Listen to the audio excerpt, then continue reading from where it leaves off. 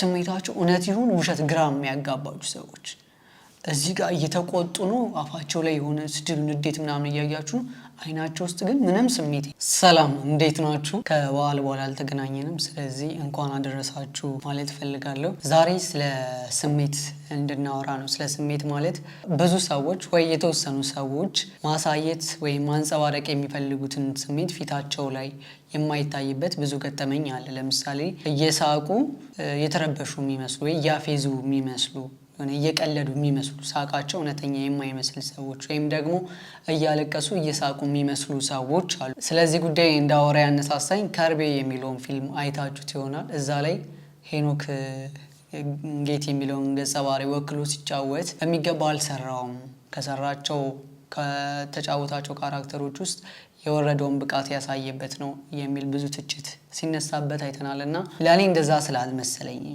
ያቀሙን ሰርቶ ነገር ግን እንደዛ ሊሆን የቻለበት ተፈጥሯዊ ምክንያቶች አሉ የሚል ሐሳብ ስላለኝ መነሻዬ እሱ ነው ስለዛ ጉዳይ እንዳወራችሁ ያደረገኝ ማለት ነው እንዴት ነው ለምሳሌ እሱ እውነተኛ ስሜቱን ተጫውቶት ይሆናል ነገር ግን ወደ ተመልካቹ ሲመጣ ያ ነገር አልገባ ይላል አልቀበልህ እንለዋለን እነዚህ ነገሮች የሚፈጠሩባቸው ምክንያቶች አሉ እንደዚህ አይነት ሁኔታዎች በአክቲንግ ሳይንስ ውስጥ አንሲምፓቲክ ካራክተር ይባላሉ ማለት እውነተኛ ስሜቱን ተጫውቶታል ግን ኦዲየንስ አይቀበለውም እና ወደ ውስጣቸው አይገባ ልክ ለምሳሌ ሄኖክ የአማን ካራክተር ይዞ ሲጮህ ስቅጥጥ ይላችኋል አይደለ የሆነ ወይ ፊታችሁን ታዞራላችሁ ወይ ትረበሻላችሁ ይሄ እሱ ስላልተጫወተው ሳይሆን ሄኖክ በተፈጥሮ እዛ ቦታ ላይ ሊሰጥ የሚፈልገው ስሜት ከራሱ ከተፈጥሮ አንፃር ከብቃቱ ሳይሆን ከተፈጥሮ አንፃር እንደዛ ስለሆነ ሪፍሌክት ማድረግ የሚችለው ነው እንደዚህ አይነት ነገሮች እንዴት እንደሚፈጠሩ ላስረዳችሁና ጉዳዩን ትረዱኛላችሁ ብዬ አስባለሁ የመጀመሪያው ኢሞሽናል ኢንኮንግረንስ የሚባል ነገር አለ ሰዎች ማሳየት የሚፈልጉት ስሜት አለ ነገር ግን የሚያሳዩት ደግሞ የተለየ የሚሆንበት ቅድም መጀመሪያ ላይ ተከስኩላችሁ ለምሳሌ እያለቀሱ ለቅሶ ላይ ሰዎች አይታችሁ ከሆነ እያለቀሱ እየሳቁ የሚመስሉ ሰዎች አሉ አንዳንድ ሰዎች ሲስቁ ደግሞ እያፌዙ ሳቃቸው የለበጣ ሳቅ እያላገጡ የሚመስሉ ሰዎች አሉ ይሄ የሚሆንበት ምክንያት ምንድነው ከፊት ስትራክቸራቸው የተነሳ ከፊት ጡንቻዎቻቸው መዛባት የተነሳ ማሳየት የሚፈልጉት ስሜትና የሚያሳዩት ስሜት ተመሳሳይ ካለመሆኑ የተነሳ ነው ይሄ የስሜት አለመጣጣም ሲፈጠር የሚያጋጥማቸው ነገሮች ናቸው እንደዚህ አይነት ሰዎች አሉ ብዙ ጊዜ እኔ ገጥሞኝ የሚያውቀውና እንደ ምሳሌ የምጠቀመው ይሄ የለቅሶ ነው ለቅሶ ላይ ሆናችሁ እያለቀሱ ከልባቸው ግን እየሳቁ የሚመስሉ ሰዎች አሉና እሱ ገጥሞኝ ስለሚያውቅ ነው እንደ ማስረጃ እውነተኛ ገጠመኝ ስለሆነ ይሄኛው እንደ ምሳሌ ተከስኩላችሁ ማለት ነውና ጆከር ፊልም ላይ ደግሞ ጆከርን ሲስቅ አይታችሁ ከሆነ እየሳቀ ነው ፊቱ ላይ ግን የሆነ የስቃይ አይነት ነገር ነው የምታዩት ማለት ትክክለኛ ሳቅ አይደለም ይረብሻል ፊቱ ላይ የሚታየው ነገርና እንደሱ አይነት ነገር ማለት ነው እየሆኑት ያሉት ነገርና እየታየ ያለው ስሜት ተመሳሳይ የማይሆን አለ ይሄ ሰዎች በተፈጥሯቸው የሚያጋጥማቸው ነገሮች ናቸውና እንደዚህ አይነት ሰዎች አክተር ሲሆኑ ብዙ ጊዜ ካራክተር ነው የሚሆኑት በቃ ተመሳሳይ ነገር ነው የሚሰሩት እንደዚህ እንዳይሰሩ በጣም መለማመድ አለባቸው ፊታቸውን በጣም ማሰልጠን አለባቸው ወይ ደግሞ ጡንቻዎቻቸውን ፊታቸውን በጣም ማወቅ አለባቸውና ምን ሲያደርጉ ምን አይነት ሪአክሽን ከነሱ እንደሚያሳይ ለምሳሌ ሲያለቅሱ የሚስቁ ከመሰለ ያን ነገር እንዴት መጠቀም እንዳለባቸው በሚገባ ማወቅ አለባቸው ስለዚህ በጣም የሚፈልጉት አክተር ሲሆኑ ነው ማለት ቅድም እንዳልኳችሁ ማለት ነው ለዛ ስሜት የሚፈልጉ ሰዎች አሉ እየሳቁ ያለ የሚያፌዙ የሚመስሉ just ካራክተሩ እንደዛ እንዲሆን ሲፈልግ እነዛ ሰዎች ይመረጣሉ ማለት ነው እነዛ ሰዎች እንደዛ ላለመሆንና ብዙ ካራክተር ለመጫወት ግን ቅድም እንዳልኳችሁ ወይ ፊታቸውን በጣም ማሰልጠን አለባቸው ወይ ደግሞ ምን ሲያደርጉ ፊታቸው ላይ የትኛው ሪአክሽን እንደሚወጣ በደንብ ማወቅ አለባቸው ስለዚህ ለመሳቅ ሲፈልጉ የትኛውን የፊታቸውን ጡንቻ መጠቀም እንዳለባቸው ሊገነዘቡ ስለሚገባና እንደዛ መጠቀም ስላለባቸው ማለት ነው ሁለተኛው lack of visual charisma የሚባል ነገር አለና ይሄ ደግሞ እንዴት ነው አንዳንድ ሰዎች በሚያሳዩት ስሜት ላይ ሞገስ የሌላቸው ሰዎች አሉ ለምሳሌ እየተናደዱ ጮኸው ሲናገሯችሁ የሚያናድዷችሁ ሰዎች የሉ ለምሳሌ ጥፋተኛ ሆናችሁ እናንተ ጥፋተኛ ሆናችሁ ጉዳዩ በጣም የሚያናድድ ሆኖ የሚጮሁበት ጮኸው የሚናገሩበት ልክ ለጉዳዩ የሚገባ ሆኖ እነሱ ግን ሲያደርጉት በጣም ጭራሽ እናንተ መልሶ የሚያናዳችሁ ጥፋታችሁን ረስታችሁ አትጩብኝ ባክ እስክትሉ የሚያደርሳችሁ ቁጣቸው በራሱ የሚያስጠላ የሆነ ሞገስ የሌለው ባዶን ጩኸት የሚረብሽ አይነት ሰዎች አሉ። እነዚህ የፕሬዘንስ የሌላቸው ምንድነው ግርማ የሌላቸው ሰዎች ስሜታቸው ግርማ የሌላቸው ሰዎች ይባላል። አንዳንድ ሰው ደግሞ ንዴቱ ደስ ይላል አይደለ ወይ ደግሞ አንዳንድ ሰው በጣም ተናዶ ሲሳደብ እኔንም ቢሰድበኝ ብላችሁ ተመኝታችሁ አታውቁም? ሌላ ሰው ሲቆጣ ሌላ ሰው ሲሳደብ አይታችሁ ያንን ነገር እኔ ላይ ባረገው ብላችሁ የምትመኟቸው አይነት ሰዎች ደግሞ አሉ። ንዴታቸው በራሱ ሞገስ ያለው ማለት ነው። በቃ በእኔ በተናደደ የሚያሳይ የሚያምርባቸው ሰዎች አሉ። ከዛ በተቃራኒው ደግሞ የማያምርባቸው ሰዎች አሉ። እንደዚህ በተፈጥሮ ማለት ነው። እንደዚህ አይነት ሰዎችን ልታውቁ ትችላላችሁ። ሶስተኛው ደግሞ አንካኒ ቫሊ ይባላል። ይህ ተርም ብዙ ጊዜ ለሮቦቶች ነው የሚጠቀሙት የነበረው። አሁን ላይ ግን ለሰው ልጅ ስሜቶችን እንደ መግለጫነት እየተጠቀሙት ነው።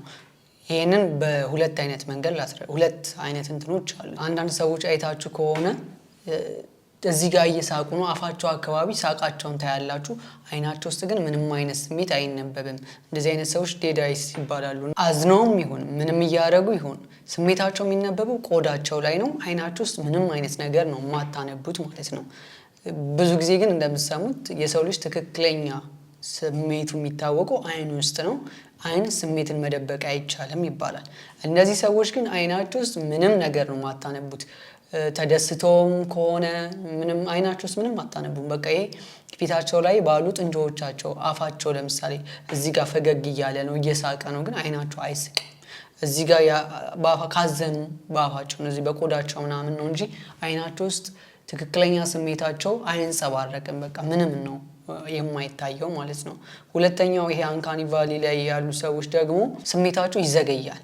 ለምሳሌ ቀልድ አውርታችሁላቸው ሊሆን ይችላል ወይ እነሱ አውርተው ቀልዱ ካለቀ ቆይቶ ምናምን የሚስቁት። አሁን ሲስቁ ቀልዱ ቀድሞ ሳይገባቸው ቀርቶ ሳይሆን ስሜታቸው ይሄ የሳቅ ስሜታቸው ዘግይቶ ነው የሚመጣው። በቀላሉ እንዳስረዳችሁ ለምሳሌ እኔ እያወራሁ አሁን ፈገግ እያልኩ ነው አይደለ? ጉዳዩ ለምሳሌ ፈገግ የሚያስብል ነገር ሆኖ ባወራ እኔ ፈገግ እያልኩ ቃላቴ ሲወጡ ስሜቴም አብሮ ነው የሚታያችሁ እኩል ማለት ነው። እንደዚህ አይነት ሰዎች ግን አውርተው ከጨረሱ በኋላ ነው ስሜታቸው ቀጥሎ የሚመጣው። ላጊንግ ኢሞሽን ይባላል ይሄኛው ማለት ነው። እና እነሱ አውርተው ጨርሰው ልክ እናንተ ማውራት ከጀመራችሁ በኋላ ፈገግ ሊሉ ይችላሉና ግራ ልትጋቡ ትችላላችሁ። ያወራውስ ነገር ፈገግ ያስብላል እንዴ ልትሉ ትችላላችሁ። ሜቢ እንደዚህ አይነት ሰዎች ገጥመዋችሁ የሚያውቁ ከሆነ ይህን ስሜት የምታውቁት ሰዎች ልታግዙኝ ትችላላችሁ። ሰላም በሆነበት እናንተ በጣም ቁም ነገር የሆነ ነገር እያወራችሁ ከዛ ከነሱ ተቀብላችሁ እነሱ እያወሩ እያለኩ ፈገግ የሚያስብለው ነው እናንተም ፈገግ ብላችሁ ሊሆን ይችላል። እነሱ ግን ፈገግ አላሉ። ግን ያ ስሜት ቆይቶ ይመጣል። አንዳንድ ጊዜ ደግሞ እንዴት ሀፕን ያደርጋል? ለምሳሌ እያወሩ እያለ እየተናገሩ ነው ምናምን ፈገግ ያስብላል እያወሩ ያሉት ነገር፣ በወቅቱ ግን ፈገግ አላሉ። ከዛ ቆይቶ አይደለ ስሜታቸው የሚመጣው። ልክ የፈገግታው ፓርት ካለፈ በኋላ ሌላ ነገር እያወሩ ፈገግ ሊሉ ይችላሉ። እና በቃ እንደዚህ ነው ስሜታቸው ዘግይቶ ነው የሚመጣውና እናንተ እያወሩት ያለው ነገር ለምን ፈገግ እንዳሉላ ግራ ሊገባችሁ ይችላል። ሶስተኞቹ እንደዚህ አይነት ሰዎች ናቸው። አራተኛው ፊዚዮግኖሚ ይባላል። እነዚህ ደግሞ ምን አይነት ሰዎች ናቸው? ገና ስታዩዋቸው በተፈጥሯቸው እንደዚሁ ስታዩዋቸው ገና ክፉ የሚመስሏችሁ ሰዎች ይሉ እንደዚሁ የሚያስፈርዋችሁ እንደዚህ አይነት ሰዎች አሉ። እነዚህ የፊት ስትራክቸራቸው ብቻ እንደዛ እንዲሆኑ የሚያደርጋቸው ማለት ነው። ሲናደዱ በቃ ቪለን ነው የሚመስሉት። በቃ ጭራሽ ይሄ አውሬ የሚመስሉን ነገር እየጎላ ይመጣልና ብዙ ጊዜ ፊልም ላይ አይታችሁ ከሆነ እንደዚህ አይነት ሰዎችን ለአንታጎኒስት ወይም ደግሞ ጠላት ለሆነው ካራክተር ይጠቀሟቸው። ለምሳሌ ልንገራችሁ፣ አይናቸው ብሌን ላይ ነጭ ያለባቸው ሰዎች አይታችሁ ከሆነ ጠላት ወይ አስፈሪ ካራክተር ምናምን ሆኖ እንዲጫወቱ ይደረጋል። ወይ ደግሞ ፊልም ላይ እንደ ሜካፕ ነጭ ብሌን ይደረግባቸዋል አይታችሁ ከሆነ ማለት ነው። ያ ነገር በራሱ ክፉ እንዲመስሉ ስለሚያደርጋቸው ማለት ነው። ግን ናቹራሊ ይሄ አይነት ፌስ ስትራክቸር ያላቸው ሰዎች አሉ። በቃ አንዳንድ ሰዎች ገና ስናያቸው ገና በቃ ጥሩ ሰው አድርገን እንስላቸዋለን። በቃ ደግ ሩህሩህ የሆኑ አይነት ስሜት ይሰማናል። እንደዚህ ቅረቧቸው ይለናል። እንደዚህ አብረ ከነሱ ጋር አብሮ መሆንን እንፈልጋለን። አንዳንድ ሰዎች ደግሞ አሉ ገና ስታዩዋቸው መጥፎ እንደሆኑ እንዲሰማን የሚያደርግ ፊታቸውን አይተን ማለት ነው። በተለይ አይናቸው አካባቢ እዚህ አካባቢ የሆነ ክፉ የሚመስሉ ሰዎች አሉ፣ ግን በጣም ደግ እኮ ናቸው። በጣም ጥሩ ሰው ናቸው እኮ ስታውቋቸው ሌላ ናቸው፣ ግን ገና ስታዩዋቸው እንደዚህ አይነት ስሜት እንዲሰማቸው የሚያደርጉ የፊት ቅርጽ ያላቸው ሰዎች አሉ። እንደዚህ አይነት ሰዎች አሉና ሰዎችን ፊታቸው ላይ በሚያሳዩት ነገር ሁሉንም ሰው በተመሳሳይ መልኩ ጀጅ ማድረግ አንችልም ማለት ነው። እንደዚህ አይነት ሁኔታ ውስጥ ያሉ ሰዎችን ልንረዳቸው ይገባል። አንዳንድ ሰው አሁን ንቀት ያለበት አይመስልም? ኖርማል ነገር እየተወራ አወራሩ ግን ንቀት ያለበት ይመስላልና በጣም ያናደናል።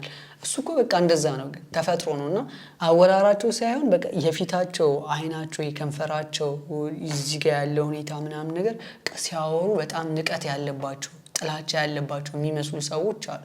እነሱ ፈልገውት እኮ አይደለም፣ ስለ ፍቅር እያወሩ ፊታቸው ግን እንደዛ ይሆናል። የሚናገሩት ሌላ፣ ፊታቸው ላይ የሚታየው ሌላ የሆኑ ሰዎች ምናምን ያጋጥሙናልና እንደዚህ አይነት ሰዎች ሲያጋጥሙን እነሱ ፈልገው ያመጡት ሳይሆን የፊት ቅርጻቸው በራሱ ለዛ ሁኔታ ያጋለጣቸው መሆኑን ተረድተን ልናዝንላቸው ይገባል እና ልንረዳቸው ይገባል። የከርቤ ፊልም ላይ የፊልም ወጋችንን ሰርተናል። ቀጣይ የምንለቅላችሁ ይሆናል። እንደ ማስታወቂያ እዩት፣ ወይም ደግሞ እንደ ማሳሰቢያ እዩት። ስለዚህ በከርቤ ፊልም እንገናኛለን። ከርቤ ፊልም ላይ ጥሩ ቆይታ አድርገናል። መልካም ጊዜ ይሁንላችሁ።